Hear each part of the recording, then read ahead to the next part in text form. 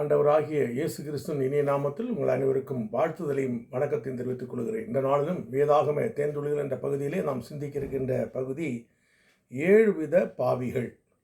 வேதத்திலே சொல்லுகின்ற 7 விதமான பாவிகளை பற்றி பார்க்கலாம். முதலாவது மகா பாவிகள். இது ஆதியாகமம் 13 அதிகாரம் 13 வசனத்தில் சொல்லப்படுகிறது. இரண்டாவது மதிகட்ட பாவி. இது மத்தேயு 27:4. அதாவது யாரை சொல்லுதுன்னா யூதாஸ். மூன்றாவது கடின இருதயமுள்ள பாவி. இது யாத்ராகம் 9 அதிகாரம் 27 வசனம். யார் பார்த்தீங்கன்னா பார்வோன்.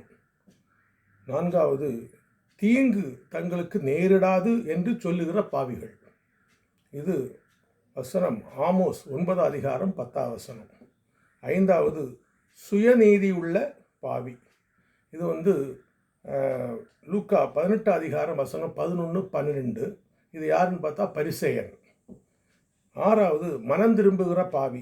இது லூக்கா 15 அதிகாரம் 10 வசனம். ஏழாவது இருமனமுள்ள பாவி.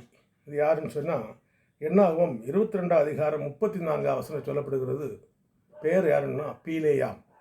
ஸோ இப்படிப்பட்ட வேதாகமத்தில் 7 விதமான பாவிகளை குறித்து நாம் பார்க்குறோம். நாம் இந்த இதில் ஏதாவது லிஸ்ட்டில் இருக்கிறோமா என்பதை அறிந்து பார்த்து மனம் திரும்பி கர்த்தருக்குன்னு நம்ம ஒப்பு கொடுத்து புதுவாழ்வு பெற, பாவத்திலிருந்து மீட்பு பெற, ரட்சிப்பு பெற கர்த்தர் உங்களை அழைக்கிறார். கர்த்தர் உங்களை ஆசீர்வதிப்பாராக. ஆமேன்.